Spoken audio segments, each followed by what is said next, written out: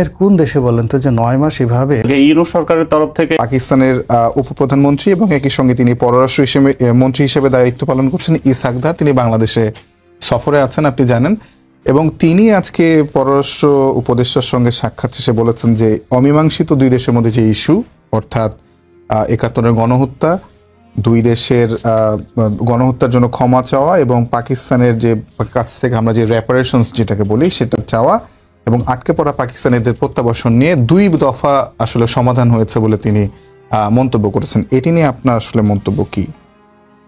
পাকিস্তানের পররাষ্ট্রমন্ত্রী যে কথাগুলো বলেছেন এটা আংশিক সত্য। প্রথমত হচ্ছে যে বাংলাদেশের সাথে ইস্যু তো 3টা। একটা হচ্ছে আমাদের স্বাধীনতা পরবর্তীতে যে সম্পদ পাওয়ার কথা ছিল, যেহেতু আমরা এক দেশ ছিলাম, তো আমাদের ওই সম্পদ পাওয়া সেটা তারা আজকে এত বছর পর্যন্ত দেয় নাই। দ্বিতীয়ত এখানে কিছু আটকে পড়া পাকিস্তানি ছিল, তারা যেতে চায়, তাদেরকে ফিরিয়ে নেওয়া। তৃতীয়ত হচ্ছে যে 71-এর গণহত্যার জন্য ক্ষমা চাওয়া। আমি যেটা আংশিক সত্য বলছি সেটা হচ্ছে যে উনি গণহত্যার যে বিষয়টা সেটা বলছেন যে আমরা এটা মীমাংসিত বলতে উনি যেটা রেফারেন্স দিয়েছেন সেটা হচ্ছে যে 74 সালে ভারত পাকিস্তান এবং বাংলাদেশের মধ্যে যে চুক্তি হয়েছিল, সিমলা চুক্তি, তার আওতায় যে কয়জন যুদ্ধ অপরাধী ছিল, যুদ্ধ অপরাধীদেরকে পাকিস্তানের কাছে হস্তান্তর, পাকিস্তান নিজেরা বলছে তার বিচার করবে, যদিও এটা মিথ্যাচার ছিল, তারা এই পর্যন্ত বিচার করেনি। সেখানে হালকাভাবে বলা হয়েছে যে পরস্পর ওরাও আমাদের এই ঘটনাগুলো যেগুলো ঘটছে সেটার জন্য দুঃখ প্রকাশ করছে, আমরাও করছি। এই দুঃখ প্রকাশটা মানে সমবেদনা জাতীয়, এটা ডাইরেক্টলি বলা নাই। ভুট্টো এবং এর পরবর্তীতে যখন তাদের সাথে আমাদের সম্পর্ক প্রতিষ্ঠিত হলো 1974 সালে, যখন ফেব্রুয়ারিতে ওআইসি সামিটে বঙ্গবন্ধু সেখানে জয়েন করবেন, বঙ্গবন্ধুকে আনার জন্য আপনার কাতারের কুয়েতের পররাষ্ট্রমন্ত্রী আসলেন এখানে, যিনি পরে আমির ছিলেন। তারপরে একই সঙ্গে বাংলাদেশ এবং পাকিস্তান ঘোষণা দিল যে দুই দেশকে স্বীকৃতি দিল।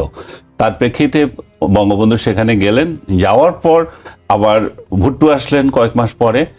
ভুট্টো এসেও এই অ্যাট্রোসিটির জন্য ক্ষমা এক ধরনের স্বীকার করেছে, সেটা হচ্ছে যে এটা পাকিস্তান আর্মি করেছে এবং পাকিস্তান আর্মিকে তিনি দিলেন। এবং সত্যিকার অর্থে পাকিস্তান আর্মি তো, আমরা তো হানাদার বাহিনী বলছি যে তাদেরকেই মিন করছে, এখানে পাকিস্তানি জনগণ তো আসে নাই। এই আর্মি এই সমস্ত অ্যাট্রোসিটিতে অংশ নিয়েছিল। কিন্তু পাকিস্তান যেহেতু আপনার এই আর্মিরাই চালায়, আজ পর্যন্ত এদের বিরুদ্ধে কথা বলার শক্তি তাদের রাজনৈতিক নেতাদের হয়নি। তাদের রাজনৈতিক নেতাদের আমার স্মরণ আছে, নেওয়াজ শরীফ যখন ঢাকায় এসেছিল উনিও এটার জন্য মানে আমরা অনুতপ্ত। তারপর পারভেজ মোশাররফ যখন আসলো, উনি একটা তথ্য আমার মনে ভুল দিয়েছেন, সেটা 2000 না 2002-তে এসেছিলেন পারভেজ মোশাররফ। আমার এটা বেশি মনে আছে, কারণ হচ্ছে পারভেজ মোশাররফকে তখন আমি আজকের কাগজ পত্রিকার ডিপ্লোমেটিক করেসপন্ডেন্ট ছিল, আমি ইন্টারভিউ করেছি। ওই ইন্টারভিউতেও উনি ধানাই পানাই করে বলছেন যে আমরা এগিয়ে যাচ্ছি, সামনে কিভাবে যাবে, এগুলা দুঃখ প্রকাশ ছিল এক ধরনের। কিন্তু এরপরে দুঃখ প্রকাশ তারা যে ইয়েটা বলে ওই 74 এবং এটা রেফারেন্স যে বলে, তাহলে আনুষ্ঠানিকভাবে আর ইমরান খান তো বারবার বলে যে আমরা সেখানে ভালো কাজ করিনি, আমাদের আর্মি ভালো কাজ করেনি। কিন্তু কথা হচ্ছে তাদের কারো সাহস নাই যে আনুষ্ঠানিকভাবে ক্ষমা চাওয়া। তারা যে ক্ষমা তো চায়নি, বরং 2013-12-তে যখন আমরা আমাদের যুদ্ধ অপরাধীদেরকে বিচার করছি, তখন পার্লামেন্টে একজোট হয়ে আমাদেরকে নিন্দা করছে কূটনীতিক শিষ্টাচার বহির্ভূত ভাবে, যেটা তাদের দরকার ছিল না। তার পরিপ্রেক্ষিতে গত 15 বছর ধরে দেখা যাচ্ছে যে দুই দেশের সম্পর্কটা তলানিতে নেমেছে। এবং সেই তলানির প্রেক্ষিতে এই 5 অগাস্টের পরে তাদের পররাষ্ট্র সচিব আসলেন এবং আমাদের পররাষ্ট্র সচিব এপ্রিলে সম্ভবত ওই 17 তারিখে মিটিং করলেন। সেই মিটিংয়েও কিন্তু আমাদের পররাষ্ট্র সচিব এটা আবার তুলে ধরলেন যে এই দুই মীমাংসিত ইস্যুজদের সম্পদের যে বিষয়টা এবং ক্ষমা চাওয়ার বিষয়টা, সম্পদের যে হিসাবটা আসে প্রায় 20,000 কোটি টাকার হবে এখনকার যদি টাকা হিসাব করি। সেই সময় এটা 4.5 বিলিয়ন ছিল। হ্যাঁ, 71-এর আগে সেটা $4.5 বিলিয়ন। হ্যাঁ, সেটা সেই জায়গাতে আমাদের আরো 200 মিলিয়ন ছিল। ওই যে আমাদের বন্যা দুর্গতদের জন্য কিছু টাকা এসেছিল, বন্যা যেটা হয়েছিল সেটা সহ। তো এরা 1 পয়সা তো দেয় নাই, বরং এখন উনি ক্ষমা চাওয়ার বিষয়টা এটুকু বলেছেন, এই ইস্যুতে কোনো কথাই নাই। বিহারীদের ফেরত নেওয়ার ব্যাপারেও কথা নাই।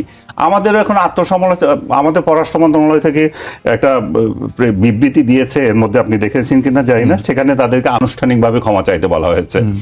এটা আমাদের পররাষ্ট্র তরফ থেকে বলা হয়েছে, এবং ওনার যে বক্তব্য সেটা আপনাদের এখানেও দেখলাম যে আমাদের পররাষ্ট্রমন্ত্রী সেখানে একমত না, এবং সত্যিকার অর্থে আমাদের একমত থাকার কোনো কারণ নাই। কিন্তু আমাদের কিছু অভ্যন্তরীণ যে ঘটনা বলে আমি মনে করি যে এগুলোতে রিফ্লেক্ট হতে হচ্ছে যে 5 আগস্টের পর থেকে তাদের 3 জন মন্ত্রী এসছে এ পর্যন্ত, স্বরাষ্ট্রমন্ত্রী এসছে, বাণিজ্য মন্ত্রী এসছে, এখন উনি আসলেন, এবং যে কতগুলো চুক্তি হচ্ছে পারস্পরিক সহযোগিতার ক্ষেত্রে আমরা যে সমস্ত সুযোগ সুবিধা দিচ্ছি, তাদের একটা এয়ারলাইন্সকে আমরা এখানে অপারেশন করতে দিয়েছি, আরেকটা এয়ারলাইন্সকে আমরা ঢাকা, করাচি বা ইসলামাবাদ চলাচল করতে দিয়েছি, আমরা জাহাজ চালু করেছি 2 দেশের মধ্যে। তার মানে কি আমরা এগিয়ে আছি, আমাদের আগ্রহ আছে এবং তাদেরও আগ্রহ আছে। এই আগ্রহ থাকাটা, পরস্পরের মধ্যে সম্পর্ক উন্নয়ন, এগুলো হচ্ছে ভালো সাইন, এগুলোকে নেগেটিভলি দেখার দরকার নাই। আমি মনে করি যে আমরা 2টা স্বাধীন দেশ, এখন 2টা স্বাধীন দেশ পরস্পর নিজেদের সত্তা নিয়ে পরস্পরকে সহযোগিতা করব, করব। আমাদের যেটা এর আগে যেটা ছিল শেখ হাসিনার আমলে, আমাদেরকে বলা হতো যে ভারত আমাদের পাকিস্তানের সাথে আমাদের সম্পর্কটা নিয়ন্ত্রণ করছে, যেটা আমাদের আজকে পররাষ্ট্রমন্ত্রীর বক্তৃতাও সেটা আছে, যে আমাদের জোর করে আমাদেরকে একটা সম্পর্ক উন্নয়ন করতে দেয়নি। সত্যিকার অর্থে ভারত এখানে নাক গলিয়েছিল। আমাদের নাগরিকরা যারা পাকিস্তানে যেত, তাদেরকে ভিসা থাকলে তাদের ভারতের ভিসা দিত না, অনেকগুলো কাণ্ডকৃত্য করেছে। আমরা আম পাঠিয়েছি, অমুক পাঠিয়েছি, সম্পর্ক উন্নয়নের জন্য একেবারেই যে হয়নি তা না, কিন্তু আসলে সম্পর্ক গজাই নেই, বাড়াই নেই। এবং একটা শেষ করে দিচ্ছি আমি, সেটা না বাড়ানোর মূল কারণ কোথায় আটকে আছে দেখেন, সেটা হচ্ছে ওই 13তে যে যুদ্ধ অপরাধী, এই বাংলাদেশের মুক্তিযুদ্ধ ইস্যু। এই ইস্যু যতদিন তারা সমাধান করবে না, ততদিন পর্যন্ত আমাদের উন্নয়ন হবে না। এখন আমাদের আমি এক লাইনে শুনতে চাই, সমাধান কিভাবে সম্ভব? তারা ক্ষমা চাইলে কি সমাধান সম্ভব? সম্ভব। তারা আনুষ্ঠানিকভাবে একটা ক্ষমা চাইতে হবে। তাদের যে পার্লামেন্টে তারা যদি আমাদেরকে নিন্দা করতে পারে, আমাদের যুদ্ধাপরাধীদের ফাঁসি ব্যাপারে, আমাদের অভ্যন্তরীণ বিষয়ে হস্তক্ষেপ করতে পারে, তার মানে হচ্ছে তারা 71 থেকে এখনো বেরিয়ে আসতে পারে নাই, তারা খোলা মনে আসে নাই। তারা জনগণের মধ্যে সম্পর্ক কিন্তু আছে। আমি ব্যক্তিগতভাবে পাকিস্তানে গিয়ে দেখেছি, পাকিস্তানের জনগণ খুবই ভালো, আমাদের এখানকার জনগণও তাদেরকে অ্যাকসেপ্ট করছে। আমাদের এখানে তো আবার একতরফা গিয়ে আসছে। আমাদের এখানে বিহারীদের গণহত্যা নিয়ে সরকারি তরফ থেকে, ইউনূস সরকারের তরফ থেকে, যে তাদের কিছু কিছু বক্তা, তাদের কিছু কিছু মানে দায়িত্বপূর্ণ ব্যক্তিরা যে বিহারি হত্যা নিয়ে এমন একটা ন্যারেটিভ তৈরি করছে, অ্যাজ ইফ 71-এ আমরা আসলে আক্রমণ করেছি, আমাদের যে 30 লক্ষ মারা গেল সে কিছুই নাই। এবং আমাদের যে এই 30 লক্ষটা, আমি শেষ করে দিচ্ছি, আমাদের এই 30 লক্ষটাকে কিভাবে কমিয়ে এখন আপনি দেখতেছেন এখন তৈরি করছে যে 2000 করছে। সো অবস্থা এমন দাঁড়াচ্ছে, আমাদের মধ্যে কিছু কিছু ব্যক্তি এমন আচরণ করছে যেন যে 71-এ আমরা ভাগ হয়ে হওয়ার জন্য আমাদেরকে ক্ষমা চাইতে হবে। ভাই, আমরা অন্যায় করেছি যে স্বাধীনতা চেয়ে। জি, অসংখ্য ধন্যবাদ। গোলাম রনি ভাই, আপনার কাছে আমি একই ধরনের প্রশ্ন করব, সাথে সাথে এটাও যোগ করতে চাই যে গতকালকে যখন এনসিপির নেতারা পাকিস্তানের উপপ্রধানমন্ত্রীর সঙ্গে সাক্ষাৎ করেছেন, তারপরে তারা সংবাদ সম্মেলনে এসে বলেছেন যে তারা, অর্থাৎ এনসিপি নেতা আখতার হোসেন এবং নাসিরউদ্দিন পাটোয়ারি, তারা পাকিস্তানের উপপ্রধানমন্ত্রীকে বলেছেন যে এই বাংলাদেশ পাকিস্তান সম্পর্ক এগিয়ে নিতে 71 ইস্যুকে ডিল করা উচিত। এই প্রসঙ্গ একটা, এবং তারপরের দিনে আবার আজকে এসে শুনলাম যে, অর্থাৎ গতকালকে বলেছিলেন পাকিস্তানের উপপ্রধানমন্ত্রী যে আমরা সেটা করতে প্রস্তুত, অর্থাৎ 2 দেশের সম্পর্ক ঠিক করতে, 71 ইস্যু ডিল করতে প্রস্তুত, এবং আজকে শুনলাম যেটা নাকি 2 দফা ডিল হয়ে গেছে। এবং সামগ্রিক বিষয় নিয়ে আপনার কি মন্তব্য, এবং রাজনৈতিক দলগুলো এই বিষয়টা যেভাবে জড়িয়েছে, যেটি গত 12-13 বছরে হয়নি, এটা নিয়ে আপনার মূল্যায়নটা আমি শুনতে চাই। প্রথমত হলো যে উনি যে এসছেন, ওনার এই আগমনে এখন যারা প্রধান রাজনৈতিক দল তাদের মধ্যে অনেক বিভেদ আছে, যেমন এনসিপি, জামাত বা বিএনপি, কিন্তু দেখলাম যে তাকে রিসিভ করার ব্যাপারে সকলের মধ্যে একটা আনন্দের বন্যা, এবং তাকে কাছে পাওয়ার পরে তাদের চোখে মুখে চাঁদের হাসি, এত সুন্দর হাসি, মানে যেটা আমি না দেখলে আমাদের রাজনীতিবিদদের মনে দীর্ঘদিন ধরে একটা দুঃখ ছিল, উনি আসার পর এই দুঃখটা চলে গেছে। এই একটা অদ্ভুত জিনিস আমি দেখলাম। 2 নম্বর হলো, তিনি এখানে আসার পরে তার হাঁটা চলা, বডি ল্যাঙ্গুয়েজ, কথাবার্তা, এসব দেখে মনে হচ্ছে যে তিনি সেই একেবারে তার নিজের দেশে এসেছেন, অথবা সেই পূর্ববঙ্গে তিনি এসেছেন, একেবারে অ্যাজ ইট ইজ। তিনি এইরকম, উনি তো করেসপন্ডেন্ট ছিলেন, আমিও দীর্ঘদিন যাবৎ দেখছি, মানে কোনো দেশের পররাষ্ট্রমন্ত্রী অন্য দেশে গিয়ে সাধারণ মানুষ, রাজনৈতিক দলের একেবারে কিচেনে ঢুকে যাওয়ার মতো অবস্থা আমি দেখিনি। উনি বেগম জিয়ার বাসায় দেখা করতে গেছেন, জামাতের আমিরকে দেখতে গিয়েছেন, এটা একটা অসাধারণ ঘটনা। এরকম মানে আমার কাছে মনে হয় যে এই দৃশ্য দেখলে সাবেক প্রধানমন্ত্রী শেখ হাসিনা তার আসলে সুইসাইড করার ইচ্ছা করবে, যে ওনার সাথে ভারতের এমন একটা সুসম্পর্ক ছিল, অথচ উনি কোনোদিন ভারতের কোনো পররাষ্ট্রমন্ত্রীকে এইভাবে আওয়ামী লীগের কোনো নেতার বাসায় এইভাবে নিতে পারেননি। তো সেই দিক থেকে আমি মনে করি ডক্টর মোহাম্মদ ইউনূস সরকারের এটা একটা যুগান্তকারী সফলতা, যে পাকিস্তানের মতো একটা পরমাণু শক্তিধর দেশ, সেই পরমাণু শক্তিধর দেশ, যেই দেশের এখন আমাদের দেশের অনেক সামরিক এক্সপার্ট আপনাদের এই টেলিভিশনে এসে বলতেছে যে তারা তাদের পাকিস্তানি বন্ধুদেরকে বলেছেন যে তোমাদের দেশে তো অপ্রয়োজনীয় অব্যবহৃত অনেকগুলো ফাইটার জঙ্গি প্লেন রয়েছে, সেগুলো ইচ্ছা করে আমাদের দেশে রাখতে পারো, যদি রাখে তাহলে একটা ক্ষমতার ভারসাম্য হয়। তো এরকম কথা কিন্তু টেলিভিশনে আলাপ আলোচনা হচ্ছে। তো এর প্রেক্ষিতে উনি এসছেন, আসার পরে এই যে আনন্দ দেখা যাচ্ছে, এবং উনি একটা কথা কিন্তু খুব ভালো বলেছেন, just like your elder brother or just like father. মানে বাবা যেভাবে সন্তানকে উপদেশ দেয় বা বড় ভাই যেভাবে উপদেশ দেয়, উনি এইভাবে বলছেন যে হ্যাঁ, সম্পর্ক আমাদের সাথে যদি ভালো করতে হয় তাহলে মনটাকে পরিষ্কার করতে হবে। মন মানে এখানে নফস বা কলব, এটাকে পবিত্র করতে হবে। পরিষ্কার করা মানে কি? পাক সাফ করা। তো যেখানে পাকিস্তানের নামটা আছে পাক, পয়াকারে পাক, তো সেখানে আপনি যদি তার সঙ্গে মোলাকাত করতে চান, যোগাযোগ করতে চান, তাহলে তো আপনারও তো হৃদয়কে পরিষ্কার করতে হবে। এখন আমাদের যারা লোকজন আছেন তারা অবশ্য এখন পর্যন্ত প্রশ্ন করেননি যে স্যার আমরা তো হৃদয় পরিষ্কার করতে চাই, পাক করতে চাই, সাফ করতে চাই, আপনি একটু বলে দেন যে আমাদের মানে আবর্জনাগুলো কি, পড়ে যাওয়ার প্রবলেম, যেটা আপনাদের সঙ্গে মোলাকাত করার জন্য আমাদের এই পরিষ্কার হওয়ার দরকার আছে। এখানে একটা বিষয় হলো বর্তমান প্রেক্ষাপটে পাকিস্তানের মতো একটা রাষ্ট্রের সাথে আমাদের সকল বিষয়ে সুসম্পর্ক রাখতে হবে। ব্যুরোক্রেসিতে, জুডিশিয়ারিতে, মিলিটারিতে, ইকোনমিক্সে, সব ব্যাপারে সহযোগিতা রাখতে হবে। আবার বাংলাদেশের যে ইকোনমি এখন এই মুহূর্তে পাকিস্তানের চেয়ে ভালো ইন অল রেসপেক্ট, সমস্ত পয়েন্টে। তো সেই বিষয়গুলো পাকিস্তানেরও খুব দরকার বাংলাদেশের সঙ্গে একটা সম্পর্ক রক্ষা করার জন্য। কিন্তু এখানে প্রবলেমটা হয়ে গেছে কি, ওই যে উনি যে এসে একটা যে দাদাভাই সুলভ একটা ভাব যেটা দেখলেন, এই জিনিসটা দূর করতে হবে। এবং এই সমস্যার কারণে কিন্তু পাকিস্তান জমানাতে পশ্চিম পাকিস্তানের সঙ্গে পূর্ববঙ্গের সমস্যা হয়েছিল। এই যে পাকিস্তান আন্দোলন, সেই আন্দোলন কিন্তু মানে পাঞ্জাবের লোক করেনি। মানে আপনি অবাক হয়ে যাবেন যে বাঙালি মুসলমানরা কিন্তু মানে পাকিস্তানের জন্য অগ্রণী ভূমিকা পালন করেছিল। সেটা লাহোরের মুসলমানরা করেনি, তারা মানে অবিভক্ত ভারতই চেয়েছিল। এমনকি জামাত ইসলামী তারা কিন্তু অখণ্ড ভারত চেয়েছিল, তারা পাকিস্তান চায়নি। এই যে একটা ধর্মের ভিত্তিতে একটা রাষ্ট্র হবে, এটা এই বাঙালি মুসলমানরা চেয়েছিল।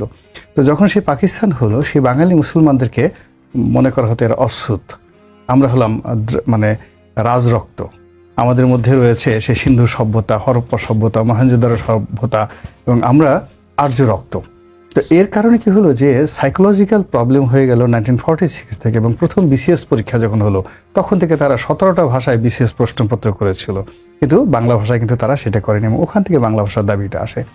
এখন ওই আগের যে প্রবলেমটা আমাদের 54-তে হয়েছিল, যে প্রবলেমটা 58-তে হয়েছিল, 62-তে হয়েছিল, এই প্রবলেমগুলো আমার কাছে মনে হচ্ছে এই যে এখন এই সময়টাতে একটা অত্যন্ত চমৎকার একটা সময় যাচ্ছে, যখন কার্যত ভারতের সঙ্গে আমাদের এখন কূটনৈতিক সম্পর্ক বন্ধ। অনেকগুলো কূটনীতির যে উইন্ডোগুলো আছে, ধরেন 100টা যদি উইন্ডো থাকে, 4-5টা উইন্ডো খোলা আছে, আর বেশিরভাগ উইন্ডো কিন্তু বন্ধ। This is the right time to make a good relation with Pakistan in the যাকে বলে ডিপ্লোম্যাটিক লাইন। তো এই সুযোগে যদি আবার তারা সে আগের মতো দাদাগারি দেখায়, সব কিছু দেখায়, তাহলে হবে না। আমি ব্যক্তিগতভাবে দুটো জিনিস মনে করি, যেখানে যদি আপনি ধর্ম, রিলিজিয়ান ধরেন, তো রিলিজিয়ানটা একটা সংস্কৃতি, মানুষের জীবনের একটা কালচার। তো সেই কালচারালি ধর্মের ক্ষেত্রে আমাদের পাকিস্তানের সঙ্গে একটা চমৎকার ঐক্যবদ্ধ হতে হবে, বিকজ এখানে একটা বিরাট সংখ্যক মুসলিম লোক আমাদের দেশে আছে।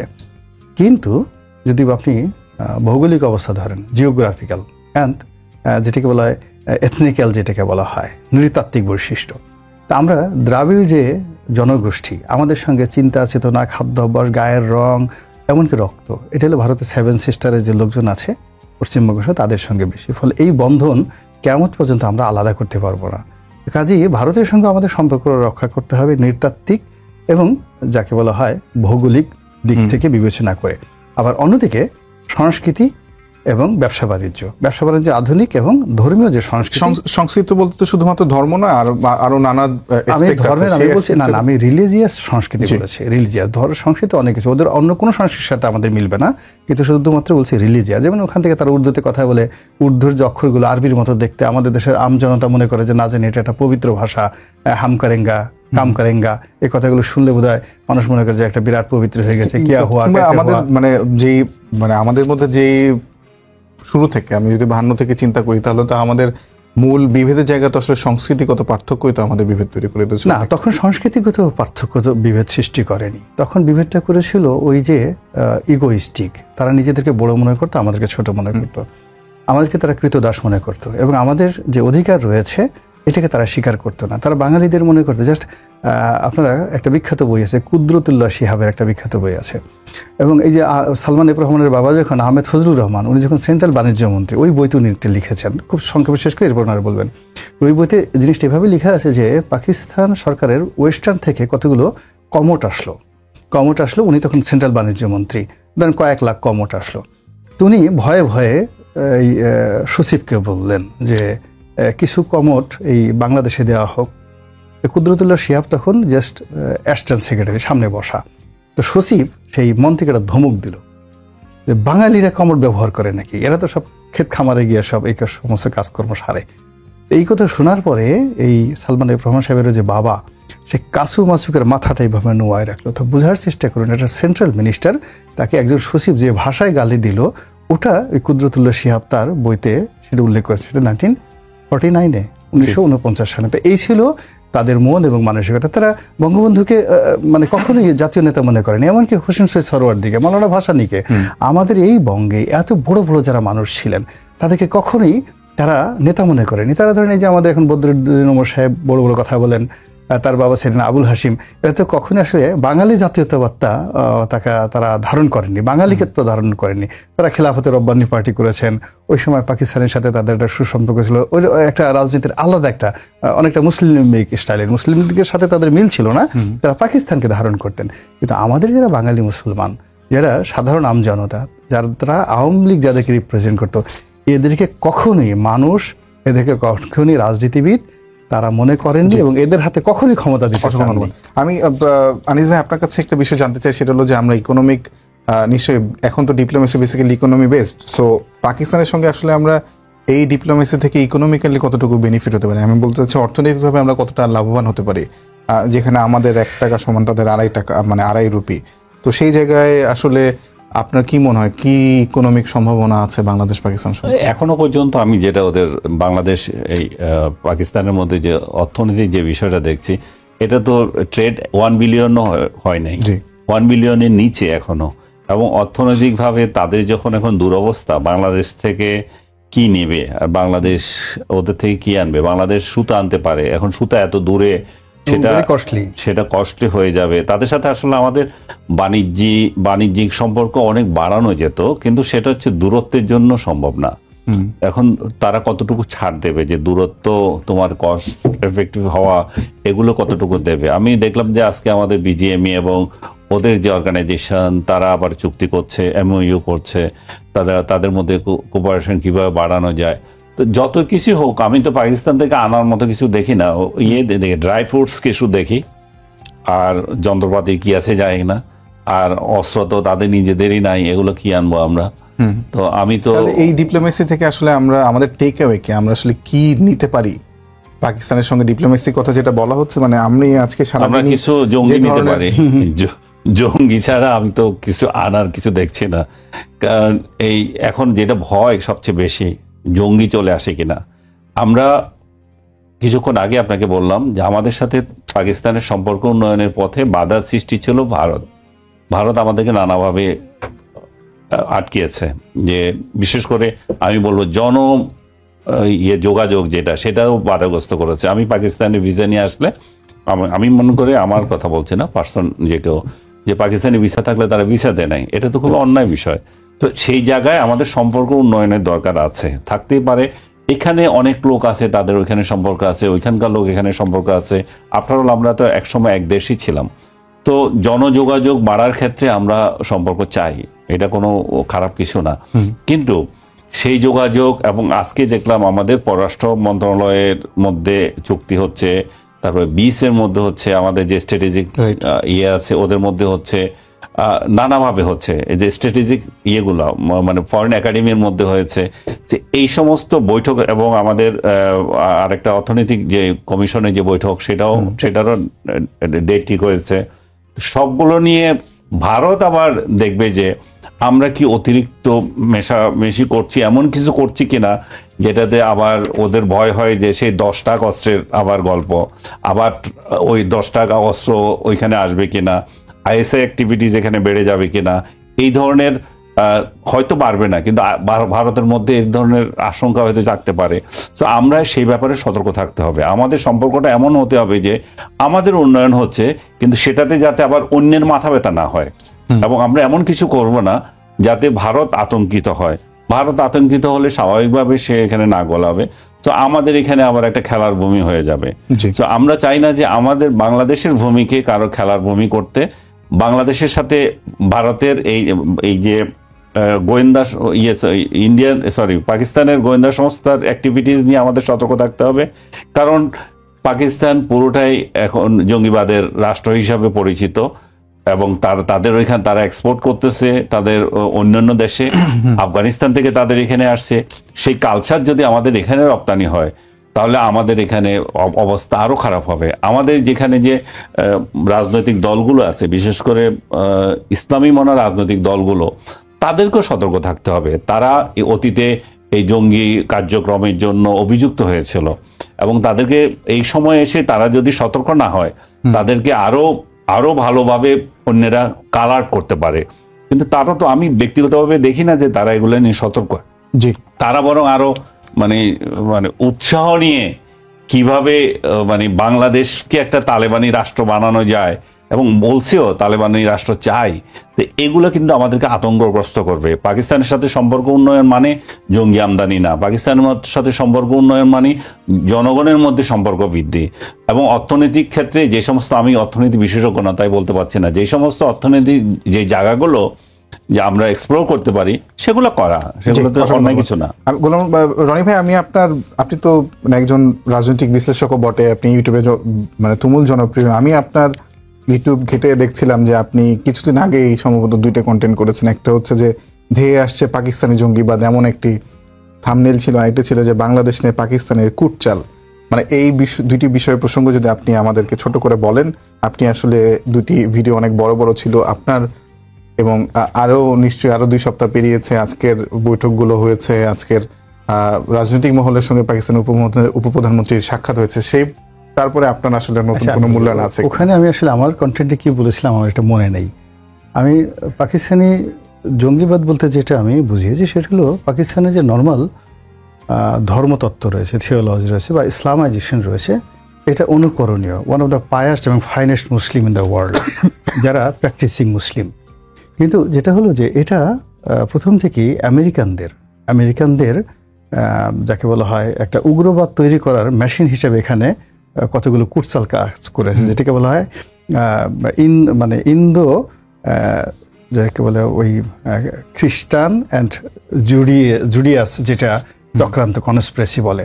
এবং ওই যে মধ্যপ্রাচ্য থেকে বিন লাদেন আনা, আইএস আনা, জাকিচন, এবং পাকিস্তানকে অশান্ত করে সেখানে আমেরিকান যে কর্তৃত্ব, এটাকে প্রভুত্ব রাখার যে একটা প্রচেষ্টা, এর ফলে পাকিস্তান যে কত বড় ক্ষতিগ্রস্ত হয়েছে এটা আমরা ইমরান খানের জমানাতে তার বক্তব্যে দেখেছি, এবং তিনি সেটা জাতির সঙ্গে গিয়ে বলেছেন। তো ওটাই আসলে আমি বলার চেষ্টা করেছি। কিন্তু পাকিস্তানকে অনুসরণ করার মতো বা পাকিস্তানের যে বিষয়গুলোতে খুব সফল হয়েছে, দেখেন এত কিছুর মধ্যেও পাকিস্তান জুডিশিয়ারি এত চমৎকারভাবে কাজ করছে, যেখান থেকে আমরা অনেক কিছু শিখতে পারি। এবং আমাদের হাইকোর্ট বা আমাদের যে লোয়ার কোর্টগুলোতে আমাদের টোটাল জুডিশিয়ারি সিস্টেমগুলো আমরা স্টিল কিন্তু পাকিস্তানি লাহোর হাইকোর্টকে আমরা অনুসরণ করছি, এবং তাদের যে কোনো রেফারেন্স আমাদের হাইকোর্টে সবচেয়ে বেশি গৃহীত হয়। ফলে এখানে এই লেভেলে একটা ভালো হতে পারে। আমাদের সিভিল সার্ভিস, আমাদের মিলিটারি একাডেমি পিএমএ, এরা এখন পর্যন্ত এই পাকিস্তানি ফর্মুলাটাই কিন্তু ব্যবহার করছে। ফলে এখানে সামরিক দিক থেকে যদি যে তথ্য বিনিময় হয় পাকিস্তানি মিলিটারি একাডেমির সাথে বিএমএ অর্থাৎ বাংলাদেশ মিলিটারি একাডেমির ওখানের সাথে, এটা আমরা উপকৃত হতে পারি। এরপরে সর্বশেষ যে বিষয়টা হলো যে তারা কতগুলো হাই ভ্যালু প্রোডাক্ট, যেমন মনে করেন যে তাদের রাইস, কটন, এগুলো খুবই হাই ভ্যালু প্রোডাক্ট। এই কটন এবং এই সংক্রান্ত যে আমরা যে ইন্ডাস্ট্রিগুলো যদি গড়ে তুলি, আমাদের দেশে যে গার্মেন্টসগুলো আমরা করছি এগুলো সব লো প্রোডাক্ট। এখন আপনি যদি ডানহিন বলেন, তারপর শেষে আপনি যদি অন্য যে বিখ্যাত যে ব্র্যান্ডগুলো বলেন, ইটন বলেন, এইগুলোর জন্য যে কাঁচামাল দরকার, এই কাঁচামাল ভারতীয় তুলা দেওয়া হবে না, ইজিপশিয়ান কটন লাগবে এবং পাকিস্তানি কটন লাগবে। তো ওই জায়গাটা যদি আমরা চলে যেতে পারি ভালো হতে পারে। আর আরেকটা ব্যাপার হয়তো আমরা অনেকেই জানি না, পৃথিবীর সবচেয়ে নাম করা কার্ডিওলজিস্ট যারা আছেন এর অলমোস্ট 90% কিন্তু পাকিস্তানি ডাক্তার। ইভেন আমেরিকাতে বা ইউরোপে পাকিস্তানি কার্ডিওলজিস্টরা তারা মানে ডমিনেট করে টোটাল মানে হার্ট সার্জারিতে, ওপেন হার্ট সার্জারিতে।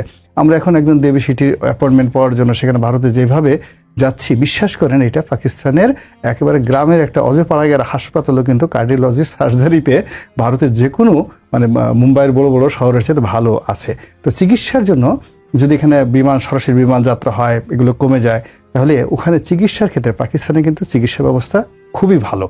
মানে যেটা বলার মধ্যে বিশেষ করে কার্ডিওলজি এবং এডুকেশন দিক থেকে করাচি বিশ্ববিদ্যালয়, Islamabad university, Lahore university, one of the finest university in the Asia. তো ওদের সঙ্গে আমাদের এই বিষয়গুলো আমাদের ঢাকা বিশ্ববিদ্যালয়ের এই ধরনের মানে স্টুডেন্ট বিনিময় হতে পারে। আপনি যদি করতে চান, এবং পর্যটন, আপনি কাশ্মীরে আমরা যাই, এখান থেকে পেহেলগাম যাই, কাশ্মীরে যাই, কিন্তু পাকিস্তানের যে আজাদ কাশ্মীর সেটার যে সৌন্দর্য, আপনি যদি ইসলামাবাদ শহর দেখেন, পৃথিবীর দ্বিতীয় সৌন্দর্যতম শহর। আমরা সুইজারল্যান্ড যাই, জুরিক যাই, বিভিন্ন জায়গাতে যাই, ওদের যে পর্যটন স্পটগুলো আছে এবং ড্যাম চিপ। আপনি 5 স্টার হোটেলগুলো $70, $60 ওয়ান অফ দ্য আমাদের শেরাটনের চাইতে অনেক ভালো হোটেল, 5 স্টার হোটেল, যেখানে $70, $80 আপনি বড় বড় শহরগুলোতে পাবেন। আর যদি গ্রামে চলে যান, গ্রামে অনেক বড় বড় 5 স্টার হোটেল আছে যেখানে আপনি $40-40 আপনি পাবেন, জাস্ট লাইক ইন্দোনেশিয়ার বালির মতো।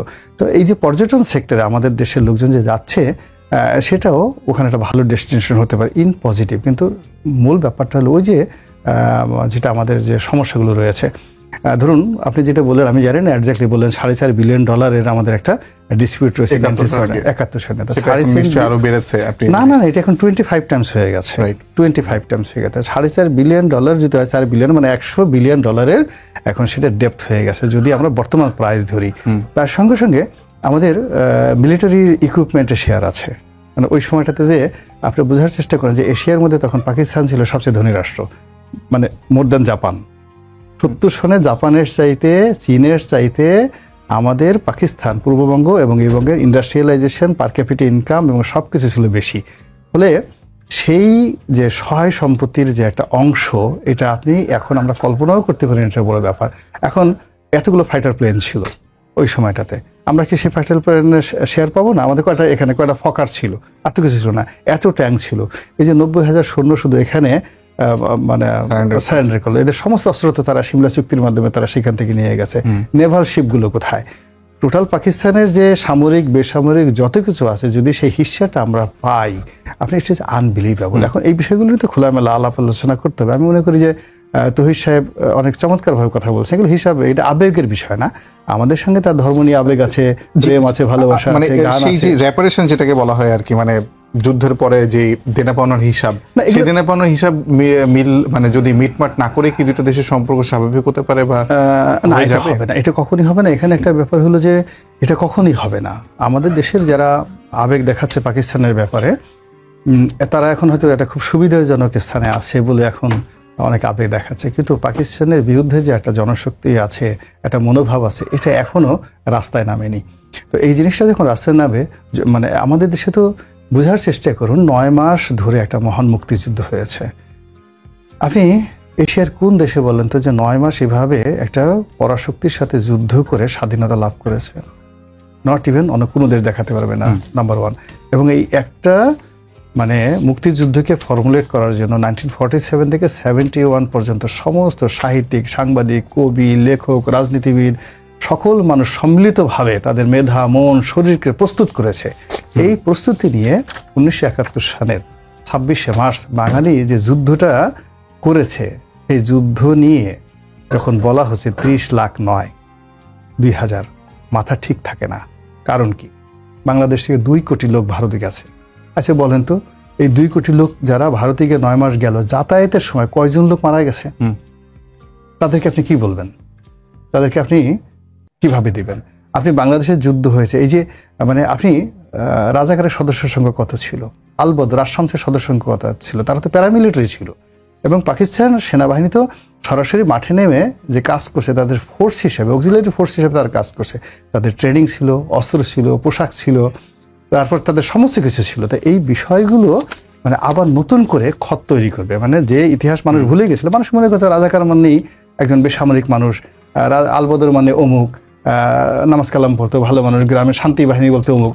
কিন্তু সত্যিকার অর্থে ৭১-এ যা ঘটেছিল সেই ন্যারেটিভগুলো যদি এখন চলচ্চিত্র আকারে, নাটক আকারে, এই যে আধুনিক যুগে অ্যানিমেশন আকারে মানুষের সামনে মানে আবার নতুন করে আসে, আপনি বিশ্বাস করেন যে দেশাত্মবোধের আগুন জ্বলে উঠবে সারা বাংলাদেশে। মুক্তিযুদ্ধের যে জয়গান, ওই জয়গান বন্ধ করতে পারবে না কেউ। অসংখ্য ধন্যবাদ। আমি আপনাকে অনেক সময় দিয়েছি। আমি শেষ প্রশ্ন আনিস ভাই আপনার কাছে করতে চাই, সেটা হলো যে সব বিষয়ে দেখছেন, কিন্তু আসলে আপনার কি এটা কখনো মনে হয়েছে যে এক ধরনের পাকিস্তানের সঙ্গে আমাদের সম্পর্ক বিচ্ছিন্ন হয়েছিল, সেখান থেকে আবার মানে একটা দেশের সঙ্গে আমাদের সম্পর্ক ছিল, অর্থাৎ ভারতের সঙ্গে সম্পর্ক ছিল, সেখান থেকে আমরা তখন পাকিস্তানের সঙ্গে সম্পর্ক ছিল না, এখন পাকিস্তানের সঙ্গে সম্পর্ক হচ্ছে, তার মানে আবার ভারতের সঙ্গে সম্পর্ক চরমভাবে খারাপের দিকে যাবে, এমন আসলে আমরা আসলে ব্যালেন্সটা কখনোই করতে পারবো না, এরকম কি মনে হচ্ছে কিনা, বা আসলে কি করতে পারবো কিনা, ব্যালেন্সটা কিভাবে করতে পারবো সেটা আমি তো ওই আশঙ্কাই করলাম আগে কথায়, যে ভারতের কারণে